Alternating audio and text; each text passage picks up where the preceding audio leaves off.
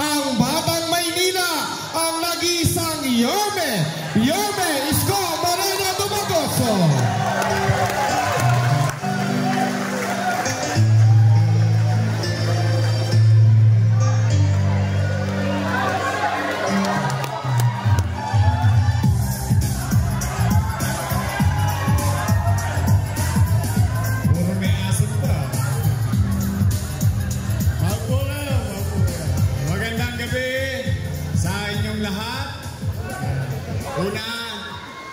Maraming salamat kay John.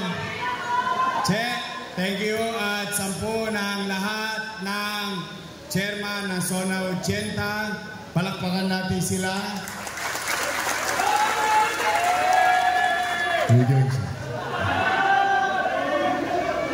Ngayon lang ako naka-experience yung chairman gumastos pa para sa kandidatong mayor at vice mayor.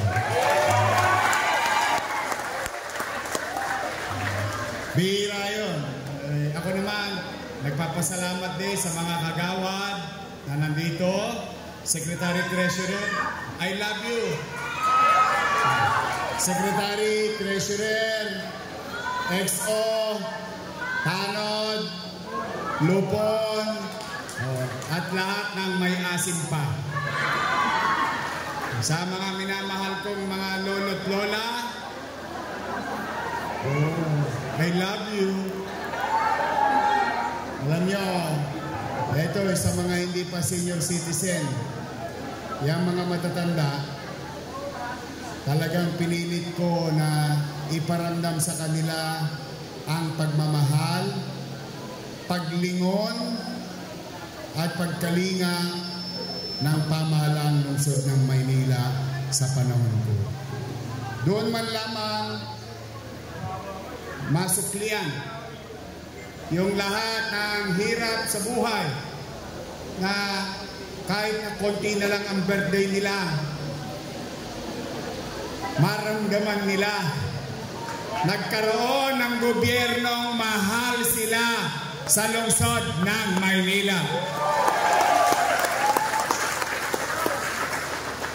In fact, marami itong mga nagdaang linggo, 2 buwan na mahigit, simula nung pumasok ang Enero, tuwing nakikita ko ng matanda, hinahanapan ako ng birthday cake.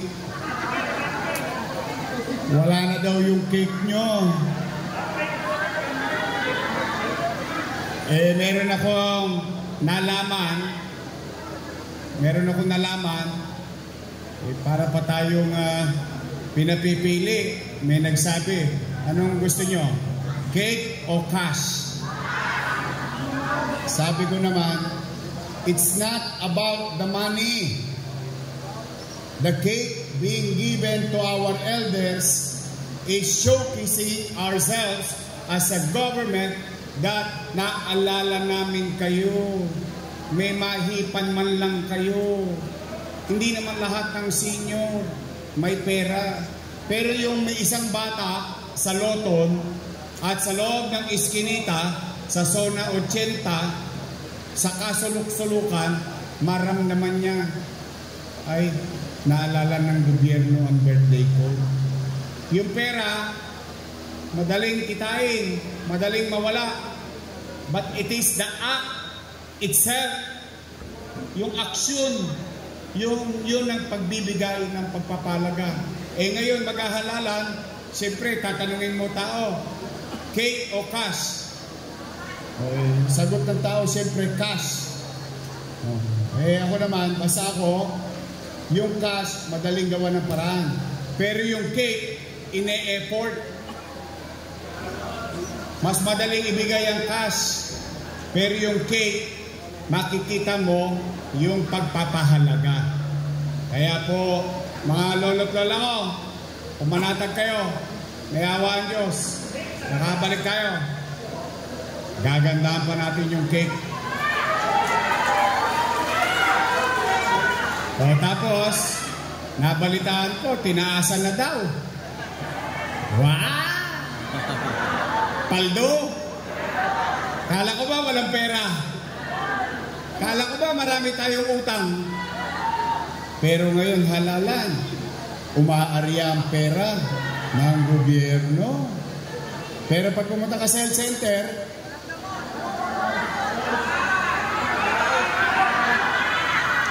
tama ba? Nakikita niyo yung logic? Talagang ginagamit nila yung salapi bilang isang uri na para kalawitin ang mamamayan. Sagot naman ng mga ibang matanda, mga senior citizen, hindi mo kami matutulong, guys. Lam-anadis.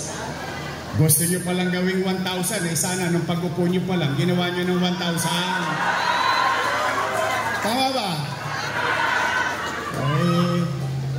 Samantalang, yung ipinagpapakasakit, yung sakit ng loob ng isang matanda dahil hindi na siya butante, hindi na siya binigyan ng pensyon. Yung may sakit, hindi na rin binigyan ng pensyon. Pero ngayon, naku Diyos ko, kaya kayo, ako naman, panatag naman ang loob ko. Panatag naman ang loob ko. Pa-picture tayo mamaya. Tabi mo din sa Gedli. Panatag naman ang loob ko dahil ang taga Maynila matatalino. Basta pag nagbigay, sayang din yun. Laman-tiyan din yun. Pero ako naman, ipagpapaalala ko lang sa inyo, hanggang ngayon, pwede pa. Hanggang bukas, pwede pa. Hanggang 27, pwede pa. Pero pag 28, ang payo ko sa inyo, help us.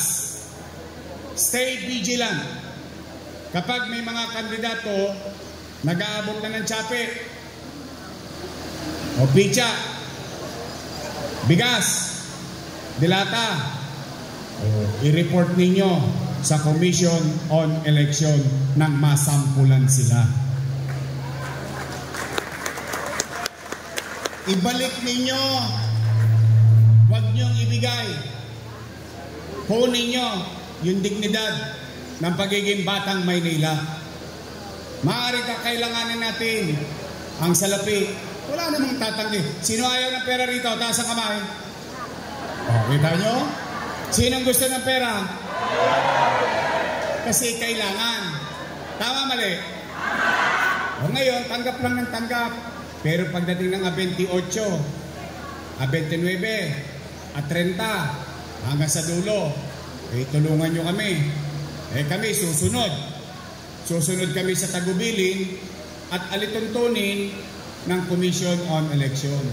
Kasi napapansin ko ang mga politiko namimihasa na ipinagkakalandakan yung pera ng taong bayan ginagamit sa halalan. Nung araw kinukubli yan Nagkakanyangahan pa na nga nung araw, balot-balot, simple. Ngayon, ano na? Lantara na. Napanood ko yung isang video, pero hindi sa syudad natin to. Tuwan-tuwa ako doon sa isang matanda. Tumayo siya. Ginagawa nyo kaming timawa Hindi naman namin kailangan ng pera. Gusto namin mapakinggan kung ano ang gagawin ninyo sa amin. Nagulat ako. Sa kalagitnaan ng pamiting. So, sa atin, kung nagawa yun sa ibang bayan, tingin ko naman, kaya rin gawin yon sa lungsod ng Maynila. Basta umasa kayo, may awa ang Diyos. Siguro naman, kung na kailangan mga ako dito ng aking mga gagawin. Kumbaga sa dividendaso, lumabas tayo. May prueba na. Basta ito Una, yung mga nasimulan ko, pabahay. Nakita nyo dyan sa yung Pedro Hill Residence. Natayo, nagagamit ng tao. Yon, yung pera, inutang ko. Yung pinampagawa, inutang ko. Kasalanan ko yung utang. Pero nung cutting ribbon, sila daw may gawa. Basta lahat ng pabahay, ospital, pagaganahin ko yung binili natin. Pera nyo yun, hindi ko naman pera yun eh. Alam nyo bang may MRI machine tayo? O kita ninyo? Yan ang pinaka maliwanag na reaksyon. Yung wala kayong ka-idea-idea, meron tayong MRI machine, may CT scan machine, 4D, yung ultrasound, di 3D, 4D, yung ating sa mga babae, yung mammogram. Kasi pag umidad tasikwent ka na pataas, kailangan regular ka na nag-mammogram. Lahat yun, nasa ospital lang Maynila. Ando doon. Hindi po pwedeng ikubli. Binili yun ng pera ninyo eh. So anong punto ko? Pagaganahin ko yun. Papatakboy natin na mapakinabangan ng tao. So, pabahay, eskwelahan, ospital, trabaho. Yung apat o what you call minimum basic needs. Katabi nun,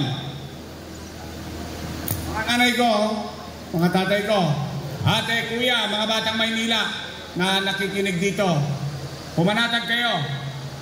Sa awa ng Diyos, sa tulong ninyo nakabalik tayo. Lilinisin ko ulit ang lungsod ng Maynila.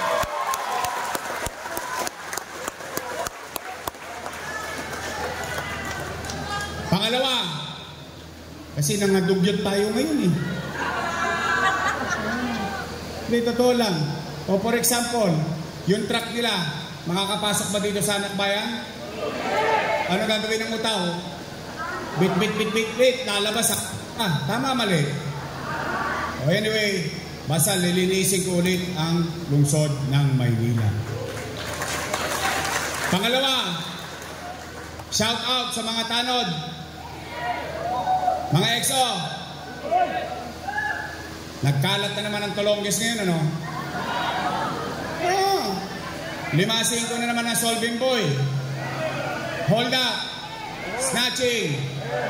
Gabi, madaling araw, umaga, wala nang pinipili yung mga kriminal na yan. Wala namang magawa yung tanod. Pag nahuli ng tanod, dadali sa barangay, ipamemedical. Problema doon sa medical sa ospital, kailangan daw naka-schedule. So, ibig sabihin, kailangan naka-schedule din ang huli natin. Di sabihin natin sa mga magnanakaw, uy, schedule mo pag nanakaw mo, ha? Tama ba? Kaya kung bakit, minsan, nawawala ng gana yung ating mga pulis, yung ating mga tanod, bakit? RFI. Release for further investigation. Hindi mo naman mahuyo sa barangay. May oras lang. Tama, mali? Baka mabalikan ka pa. Ngayon, mga tanod, XO, at yung mga duty kagawad, kasi di ba, may day duty. Pumanatag kayo. Ibabalik ko sa inyo ang gobyerno sa umaga, sa tanghali, sa hapon, sa gabi, hanggang madaling araw, may gobyerno ulit sa lungsod ng Maynila. Ibabalik natin ang kapanatagan ng pamumuhay sa lungsod. Ibabalik natin na yung pangamba ninyo, na baka yung anak ninyo, ma-hold up, ma-snatch, wala pa, gabi na, hindi kayo makatulog. Ibabalik ko sa inyo ang kapanatagan habang natutulog kayo sa peligro de ora. Alam ninyo at tipan ninyo, si Yorme nag-iikot pa, may gobyerno pa sa lungsod ng Maynila. So muli, sa inyong lahat na narito, taos puso ang aking pasasalamat. Tosgas pa kayo. Kayo pa tumosgas dito, ha? Abono pa. Pero maganda ito. Oh. Bagong liwanag ng Maynila. Oh, talaga naman, bagay na bagay kasi dumilim ang Maynila. Eh. Buti pa yung poster nila, may ilaw. Yung kalsada, wala. Diyan sa kanto. Yeah. Di ba?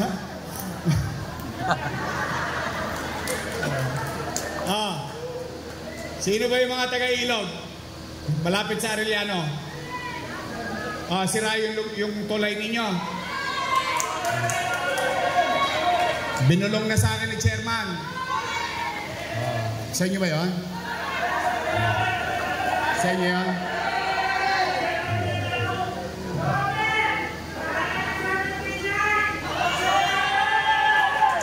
Hindi, pumanatag kayo. Nangako na ako kay Chairman.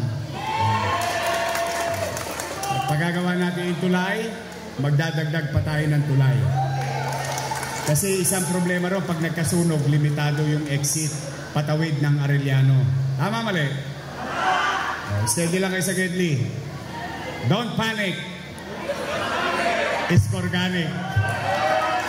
Then, nag-commit na ako kay Chairman. So muli, sa inyong lahat, matanong ko lang kayo, mananalo ba tayo?